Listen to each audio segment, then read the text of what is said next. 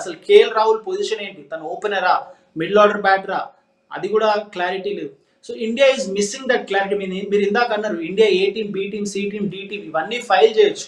But మీరు ఒక strong టీమ్ని ఫామ్ చేస్తున్నప్పుడు ప్లేయింగ్ 11లో నెంబర్ 3 ఎవరు, మీ ఓపెనర్స్ ఎవరు, నెంబర్ 4 ఎవరు, 5లో ఆడేది ఎవరు, 6లో ఆడేది ఎవరు, దిస్ నో క్లారిటీ. మీరు absolutely you ask me right question. అసలు అది క్లారిటీ లేదు ఇండియాకి. సో అక్కడ కూడా డెఫినెట్గా మిస్ అవుతుంది. 400 రన్స్ తేడాతో ఇండియా ఓడిపోయింది గౌహాటీలో సౌత్ ఆఫ్రికా మీద అంటే డెఫినెట్గా ఇండియా ఖచ్చితంగా కూర్చొని ఎక్కడ జరుగుతుంది మిస్టేక్, ఏం చేయాలి, ఎలా చేస్తే బాగుంటుంది, టెస్ట్ క్రికెట్లో ఇండియా డామినేట్ చేయాలి అంటే ఎలా. మనకి ఇక్కడ ఒక మనం డిసప్పాయింట్ అయ్యే అంశం ఏంటంటే ఒకప్పుడు ఏదైనా కంట్రీ ఇండియాకి వచ్చి ఇండియాలో టెస్ట్ ఫార్మాట్లో ఓడించాలంటే అది వాళ్ళ తరం అవ్వకపోతుండే.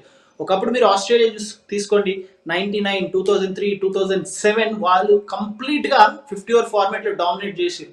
కానీ ఇండియాకి వచ్చి ఇండియాలో టెస్ట్ సిరీస్ గెలవాలంటే వాళ్ళు సోపాలు పడుతుండే, అసలు గెలవడానికి వాళ్ళ తరం కాకపోతుండే. ఇప్పుడు చూస్తే న్యూజిలాండ్ వచ్చి 3-0తో ఓడగొట్టింది, సౌత్ ఆఫ్రికా వచ్చి 2-0తో ఓడగొట్టింది, రేపు ఇంకే కంట్రీ వచ్చి ఓడగొడుతుందో ఇండియాలో అన్న పరిస్థితి ఉంది. సో ఇవన్నిటికీ డెఫినెట్గా ఆన్సర్స్ ఫైండ్ అవుట్ చేయాల్సిందే. BCC has to SIT down, coach కూర్చోవాలి, కెప్టెన్ కూర్చోవాలి, అవసరమైతే ఫార్మర్ క్రికెటర్స్ సచిన్ లాంటి వాళ్ళు, గంగూలీ లాంటి వాళ్ళు, వీళ్ళందరినీ కూర్చోబెట్టి, జస్ట్ గివెన్ అన్ ఎగ్జాంపుల్, వీళ్ళందరినీ కూర్చోబెట్టి ఏం చేస్తే బాగుంటుంది, how to we revive the test format, test cricket in India అనేది ఖచ్చితంగా డెసిషన్ తీసుకోవాల్సిందే.